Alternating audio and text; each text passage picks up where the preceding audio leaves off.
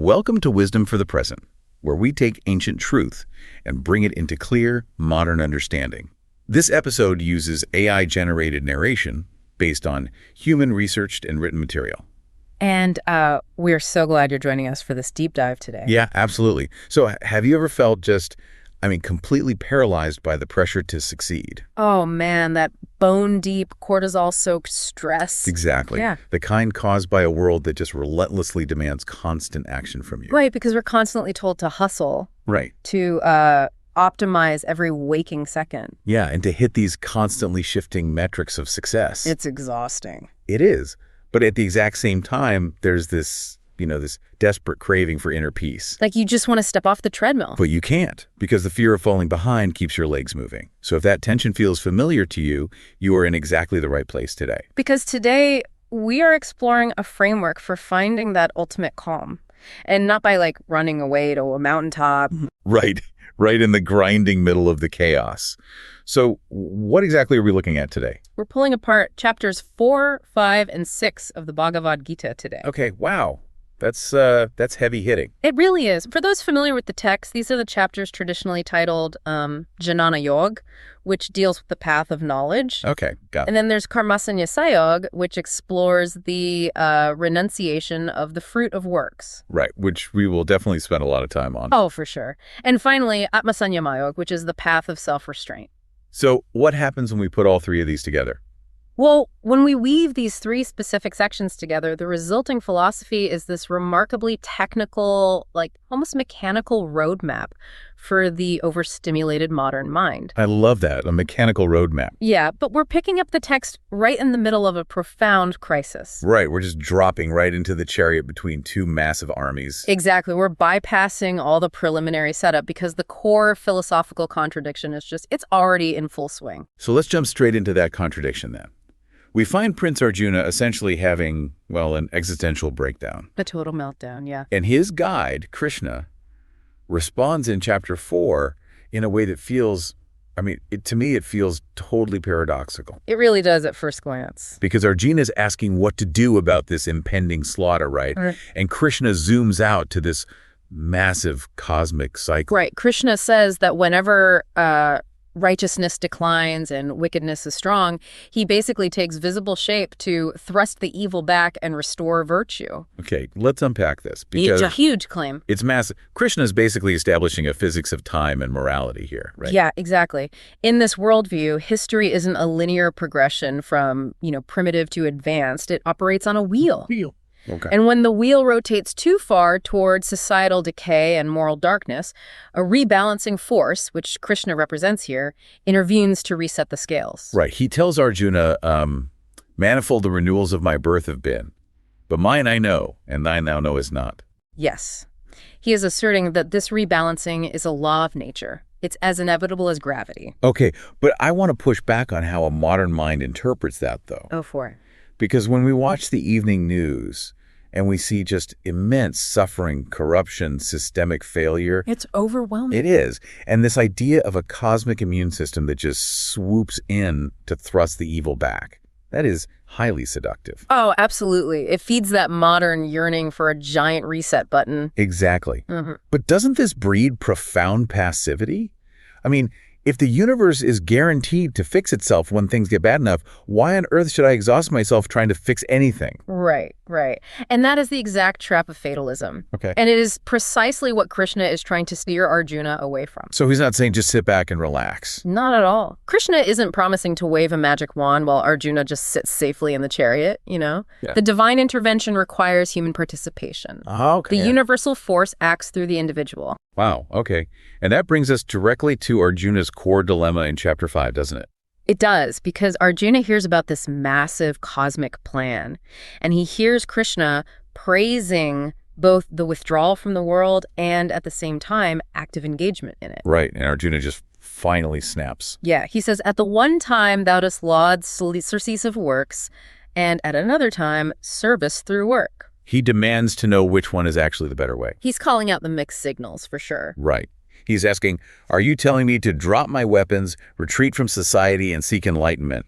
Or are you telling me to pick up my bow, engage in the blood and mud of this battle, and do my duty? Exactly. And this is the fundamental binary we still operate under today, I think. Oh, 100%. Yeah. We think we have to choose between being this hyper-aggressive, stressed-out executive fighting for market share. Right. The grind.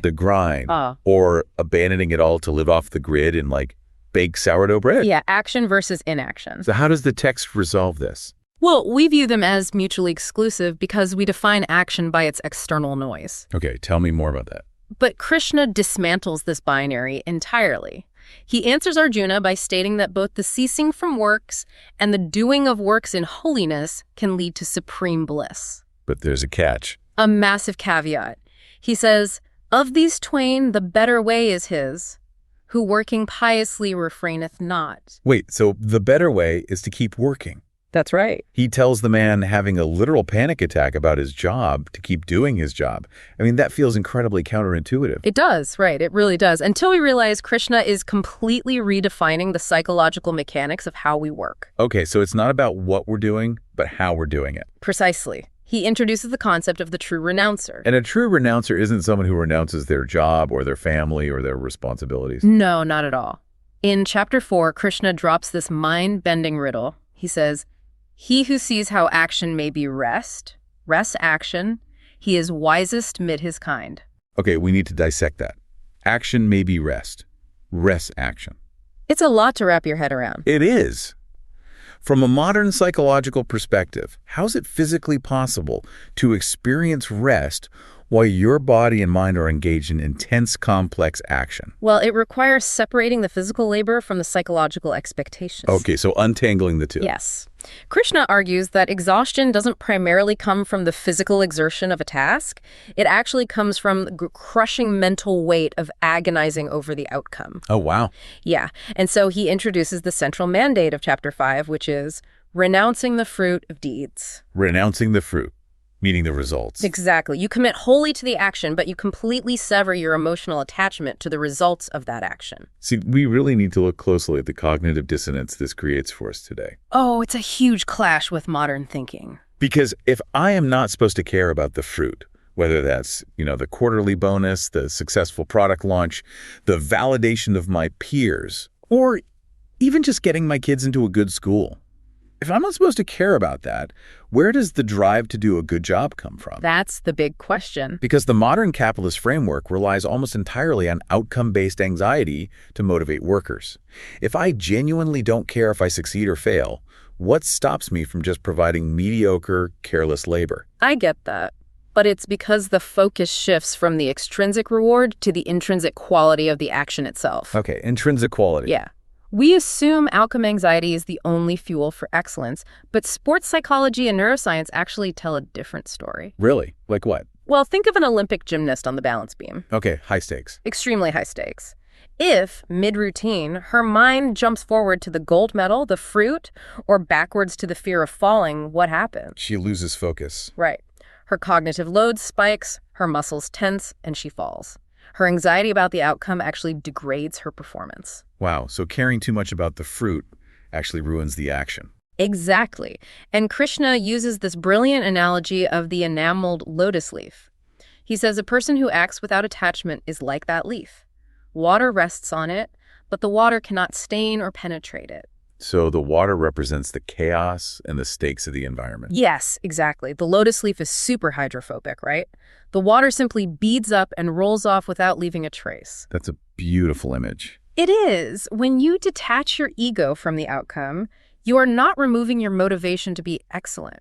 You're actually achieving a state of hyper-focus on the present moment. Because you aren't distracted by the future. You execute the task perfectly because you are no longer spending half of your brain's processing power calculating future scenarios of ruin or glory. You act out of a profound sense of duty to the present reality. And that is how action becomes rest. The mind is entirely at peace, devoid of anxiety, even while the body is engaged in a high-stakes endeavor. This directly targets how we construct our identities today, doesn't it? Oh, completely. We tie our very sense of self-worth to our key performance indicators. Our KPIs, yeah. We tell ourselves, if I hit this revenue target, I am a valuable person. If my startup fails, I am a failure. And Krishna is arguing that outsourcing your self-worth to external outcomes you cannot control is the root cause of all psychological suffering. The text describes this state beautifully, too. It says, the true yogi dwells sinless amid all sin, with equal calm, taking what may befall by grief unmoved by joy. Notice the duality there, though. Unmoved by grief, but also unmoved by joy. Yeah, that's the tricky part. We readily accept that we shouldn't let failure crush us. Right, resilience. But Krishna says we also shouldn't let success inflate us. Why is that? Because the moment you allow the fruit to dictate your happiness, you are held hostage by circumstance. You give away your power. Exactly.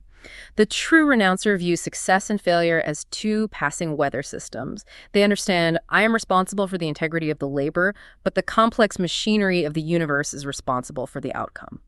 Let's pull this down into the mud of daily life right now with a practical application. Let's do it. For you, listening right now, think of the most stressful project on your desk. We all have one. It could be negotiating a contract, planning a massive event, or maybe just navigating a difficult conversation with a partner. Yeah, anything with high stakes. Tomorrow, try this. Attempt to perform that task with absolute meticulousness, but run a continuous background script in your mind that says, I am entirely responsible for the quality of my effort today, and I am 0% responsible for how the world reacts to it. 0%. Notice what happens to the physical tension in your shoulders. Notice if your problem solving actually becomes more creative when the fear of a negative outcome is just removed. That mental pivot is the essence of turning action into rest. It sounds so freeing. It is, but getting to a place where you can actually believe that script, that requires a fundamental shift in how you view reality. Right, it's not just a life hack. No, and this is where Chapter 4 introduces the concept of sacrifice. Okay. Now, when modern readers see the word sacrifice in an ancient text, they usually picture, animals on altars and primitive appeasement rituals. Blood and smoke, right. Right, which the text does mention, to be fair. It acknowledges those who serve the gods with flesh and altar smoke. But then Krishna rapidly expands the definition into this highly sophisticated psychological framework. It really broadens it. He lists people sacrificing their wealth. He mentions those who sacrifice joys of the sense, delights of eye and ear. And that is essentially ancient sensory deprivation, or what we might call a dopamine fast today. The dopamine fast, yeah. By intentionally restricting sensory input, they are sacrificing immediate gratification to build neurological resilience. That's fascinating. He also mentions a practice of drawing in the breath to feed the flame of thought, governing the vintage of each entering air. Which is a clear reference to pranayama, the regulation of the breath to alter the autonomic nervous system. Okay, so all of these physical austerities, giving away money, fasting, breath work, they are tools. Exactly, they're tools. But Krishna makes a startling pivot here. What does he do? He categorizes all of these physical sacrifices as inferior to one specific ultimate offering. Okay, what of it? He says, the sacrifice which knowledge pays is better than great gifts. Knowledge. He compares knowledge to a fire, right? He does. The quote is, as the kindled flame feeds on the fuel till it sinks to ash, so unto ash Arjuna, unto naught. The flame of knowledge wastes, works dross away. That's the one. So how exactly does knowledge function as a fire? What is the cognitive mechanism that burns away this dross or impurity? Well, the dross is the delusion that we are the sole authors of our destiny. It's that ego-driven belief that we control the universe. Oh, the control illusion. Right. When you acquire the specific knowledge that everything is an interconnected play of forces and that your ego is just a temporary construct, that realization acts as a cognitive fire. It incinerates the anxiety attached to your actions. Exactly. You no longer obsess over your personal legacy because the very concept of an isolated self needing a legacy has been burned away. But reaching that level of unshakable knowledge requires overcoming a massive internal hurdle. It does. It really does. Because Chapter 4 contains a passage that is just fiercely challenging for a modern audience. Krishna issues this stark warning. Those untaught, and those without full faith, and those who fear are shent. No peace is here or otherwhere, no hope nor happiness for whoso doubts. And by the way, for those unfamiliar with archaic translations, shent means completely ruined or destroyed. Ruined by doubt. Yeah, and this is where we run headfirst into a modern cultural wall. because since the Enlightenment, we have venerated doubt. We treat skepticism as the highest intellectual virtue. Yes, we are taught to demand empirical data, to question every authority, and to treat certainty with deep suspicion. So when a text claims that whoever doubts is ruined and has no hope for happiness, our immediate reaction is to reject it as dogmatic control. It sounds like a cult leader demanding blind submission. It does. But we have to dismantle that interpretation. Okay, let's do it. Because Krishna and Arjuna are engaged in a rigorous, logical debate here. Exactly. Arjuna is pushing back, asking probing questions, and Krishna is systematically answering them. So Krishna clearly isn't condemning intellectual curiosity. Right. So what is the specific nature of the doubt that ruins a person then? The text is targeting existential, cynical doubt. Cynical doubt. Yes. It is the neurotic, paralyzing inability to commit to anything. Oh, I know this feeling. We all know people, or, maybe we've been this person, who sit in a permanent state of ironic detachment. Right. They deconstruct every philosophy, they second-guess every career path, and they view every relationship with suspicion because they are just terrified of being wrong or looking foolish. Exactly. And that isn't intellectual rigor. It's a defense mechanism. Wow. When you subject your own core values and decisions to endless cynical interrogation, you fracture your central executive network. You cannot move forward. As Krishna says, this doubt binds thy heartbeats. It literally stops the pulse of a meaningful life. It's the difference between questioning to find truth and doubting as an excuse to avoid responsibility. If you refuse to plant your feet and commit to a worldview or a path of action because you might eventually be proven wrong, you condemn yourself to a miserable limbo. You are, as the text says, shent. Which is why Krishna gives Arjuna this violent metaphor for dealing with this specific kind of paralysis. Yeah, he commands him. Cut then a twain, with sword of wisdom, son of Arta, this doubt that binds thy heartbeats. You cannot gently negotiate with existential cynicism. No, you have to use the sword of the knowledge we just discussed to cleanly sever the agonizing indecision. You must choose a path and act with total commitment. Speaking of things that require us to use the sword of wisdom and deep discernment, we have to tackle one of the most jarring passages in the entire text. I know where you're going with this. In chapter 4, Krishna is explaining the order of the universe, and he says, I am healing. He made the forecasts and portioned them a place after their qualities and gifts. Right. When a contemporary listener hears a divine figure explicitly taking credit for establishing a rigid caste system, a system rooted in extreme social inequality and historical oppression, it is intensely alienating. It should be alienating. This is the ultimate test of engaging with ancient wisdom. How so? Well, we have to ruthlessly separate the transcendent philosophical insights from the sociological scaffolding of the era in which the text was compiled. Right. We absolutely cannot gloss over or romanticize the reality of the caste system. To a modern ear, assigning social worth and duty based on birth is a fundamental violation of human rights. So how do we reconcile this? Do we just take a Sharpie and redact the verses that offend our modern sensibilities? No, we read them as an artifact of Iron Age India. But more importantly, we look at how the text structurally interacts with its own cultural boundaries. What do you mean by structurally interacts? Well, the profound brilliance of the Gita is that it sets up this hierarchical framework only to systematically dismantle its spiritual validity in the very next breath. Oh, really? Yes. If we move from chapter 4 to chapter 5, Krishna introduces a perspective that completely annihilates the caste system from the inside out. This is the passage on ultimate unity, right? Exactly. And we need to be incredibly precise with the terminology here. Krishna says, to him who wisely sees, the Brahmin with his scrolls and sanctities, the cow, the elephant, the unclean dog, the outcast gorging dog's meat are all one. We really do need to clarify the language here. Yes, because when the text says Brahmin with his scrolls, it is referring to a Brahmin with an I, which was the absolute highest, most pure priestly echelon of the caste system. Exactly. This is a crucial distinction. Brahmin is the social caste. Brahman with an A is the ultimate unified cosmic reality, the underlying divine essence of the universe. Got it. In this society, a Brahmin priest wouldn't even let the shadow of an outcast fall upon them for fear of spiritual contamination. Right, the inequality was absolute. Yet Krishna states unequivocally that the truly illuminated mind looks at the highest priest and the lowest outcast and sees absolutely no difference. They are all one. Because the exact same universal essence, Brahman, resides equally in both. He is basically saying that if you view the world through the lens of social hierarchies, you are hallucinating. You are blind to reality. If you see the divisions, you are trapped in the ego's projections.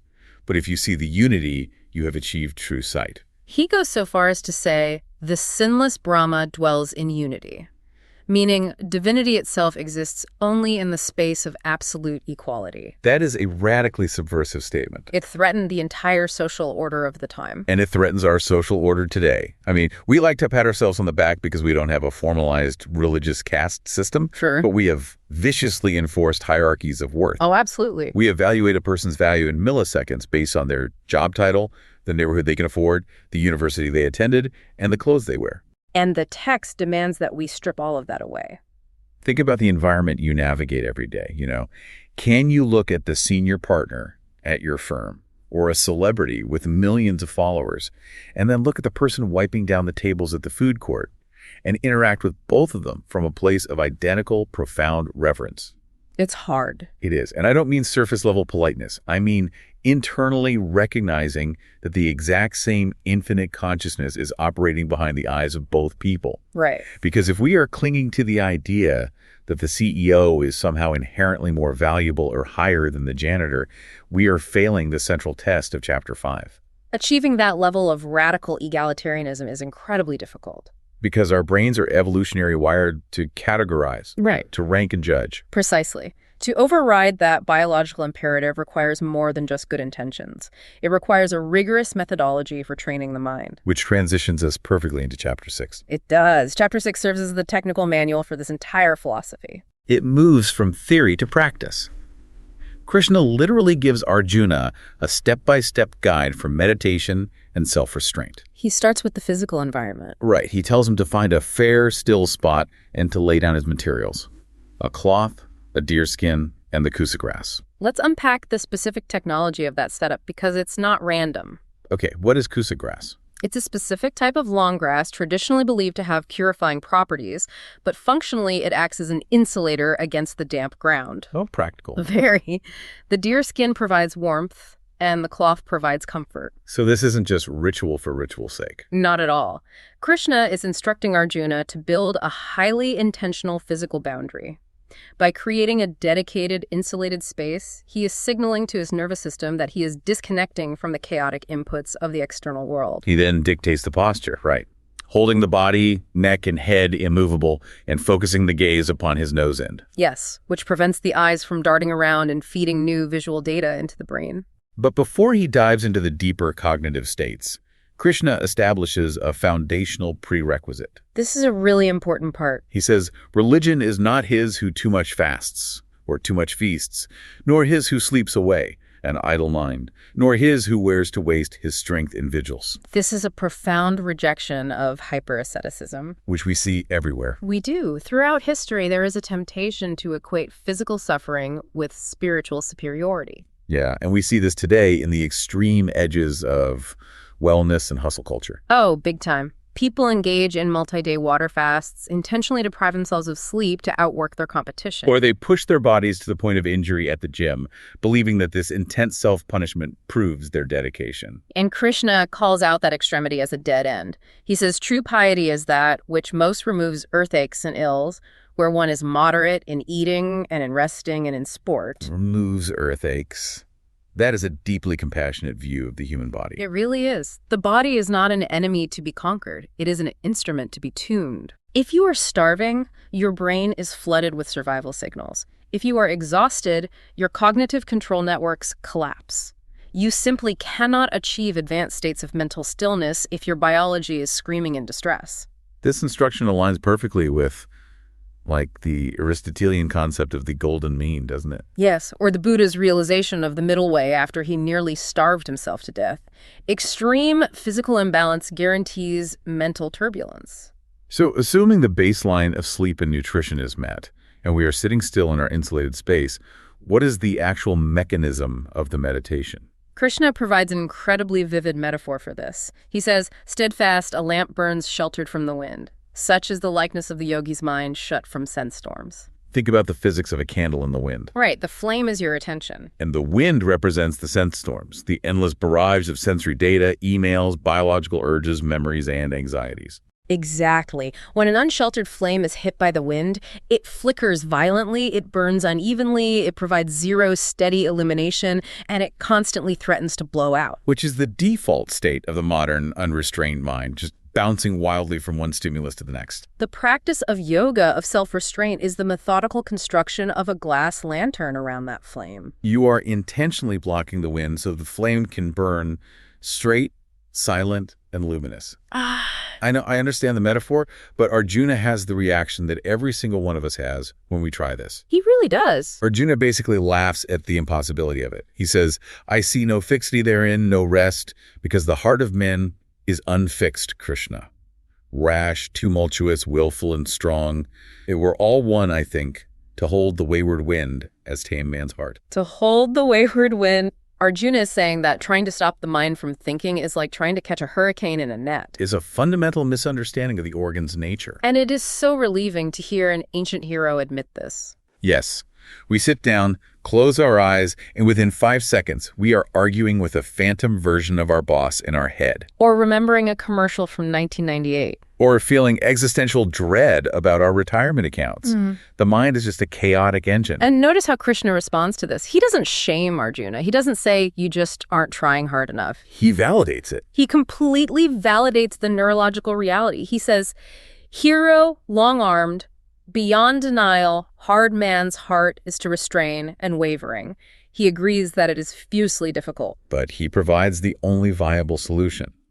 Yet, may it grow restrained by habit, Prince, by want of self-command. Habit, neuroplasticity, the repeated, tedious effort of bringing the wandering attention back to the center. He says, steadfastly the will must toil thereto till efforts end in ease. It begins as exhausting toil, but over time the neural pathways adapt, and the stillness becomes the default state. Let's extract a concrete practice from this for everyone listening, because the goal isn't to meditate for 4 hours a day on a deerskin. No. The goal is to build a micro-habit of sheltering the lamp. Identify your specific sense storms.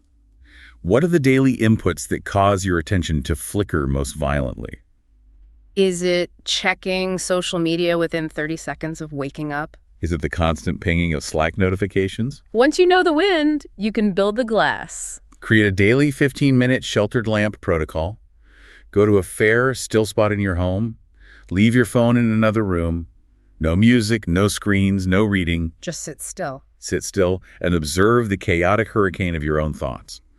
When you realize you've spent 3 minutes obsessing over an email, do not get angry. Because getting angry is just adding more wind. Exactly. Gently, dispassionately, pull your focus back to your breath. It will feel like toil. You will feel like you are failing, but you are actively building the structural integrity of your mind. And that feeling of failure during practice, that brings us to the emotional climax of Chapter 6. Arjuna asks a question that strikes at the deepest vulnerability of anyone who has ever tried to walk a spiritual or disciplined path. He asks what happens to the person who tries, but ultimately fails. He says, what road goeth he who having faith fails, Krishna, in the striving? Arjuna is asking about the person who attempts to act without attachment, who tries to see equality in all beings, who tries to meditate, but their inherent human weakness gets the better of them. They lose their temper. They succumb to greed. They give up. Arjuna is terrified of the consequences.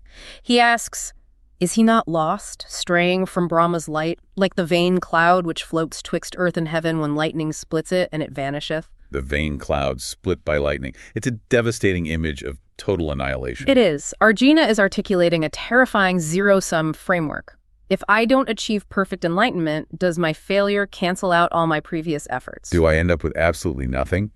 Having renounced the shallow pleasures of the world, but failing to reach the profound peace of the divine? Am I just dissipated into the void? We fall into this cognitive distortion all the time. It is the all-or-nothing fallacy. Oh, constantly. You eat healthy for a month, you cave and eat a dozen donuts, and your brain tells you you failed. The entire month was a waste. You are back at square one. We believe that one failure instantly zeroes out our spiritual bank account. Krishna's response to this fear is one of the most profoundly comforting statements in global philosophical literature. He completely shatters the all-or-nothing fallacy. He says, he is not lost, thou son of Pritha. No, nor earth nor heaven is forfeit, even for him, because no heart that holds one right desire treadeth the road of loss. No heart that holds one right desire treadeth the road of loss. That is staggering. It is beautiful. Krishna then details the mechanics of what happens to the failed seeker. He explains that upon death, this person goes to the region of the just and eventually is born anew into a favorable environment. Okay, a second chance. Yes, and in this new life, they don't start from scratch. They are drawn unwittingly by their old desires for purity. The momentum of their past efforts pulls them back to the path. So hath he back again. What heights of heart he did achieve, and so he strives anew to perfectness with better hope. We have to look at the psychological mechanics of this, regardless of your personal stance on literal reincarnation. Right. The underlying truth here is the concept of spiritual compounding interest. Krishna is stating an absolute psychological law. No sincere effort toward goodness, discipline, or self-awareness is ever wasted. It cannot be deleted. The effort literally structurally alters you. When you fail, you do not lose the heights of heart you previously built. The discipline you forged during that month of eating healthy, or those weeks of meditating, is permanently etched into your character. Exactly. When the storm passes and you decide to try again, you are not starting from zero. You are picking up the tools with a slightly stronger grip. You strive anew with better hope because your past efforts serve as a safety net under your current failure. It completely reframes how we experience setbacks. Failure isn't a lightning bolt that destroys the cloud. Failure is just a temporary pause in a long, guaranteed trajectory toward the light, so long as the underlying desire remains sincere. You don't have to be perfectly steadfast. You just have to continually reorient yourself toward the right direction. And that brings us to a fascinating unresolved tension as we synthesize everything we've covered today. Yes. We've been given a blueprint for radical psychological independence. We've learned to act without attachment to the fruit, to see all humans as fundamentally equal regardless of their social standing, and to cultivate a mind that burns like a sheltered lamp, unbothered by the chaotic winds of failure and success. Which is incredible. But it leaves us with a highly provocative question to consider as we step back out into the noise of our own lives. Right. If we actually succeed in this, if we truly detach our inner peace from the external outcomes of the world, and we view the rise and fall of fortunes as just the mechanical turning of a cosmic wheel, how does that alter our capacity for human empathy? It's a real question. Does viewing the world as an impersonal play of forces make us infinitely more compassionate toward the failures of others because we see the underlying unity? Or, if me understood, does this profound detachment risk making us cold and aloof to the very real suffering of the people around us? Before we go, consider this. If Krishna is right that true peace comes from detaching end from act, what is the one specific fruit or result you are obsessing over today that you need to mentally surrender so you can finally just enjoy the work? That's the heart of this section. This is wisdom for the present, where understanding leads to clarity, and clarity shapes how we see and live. We'll see you in the next episode.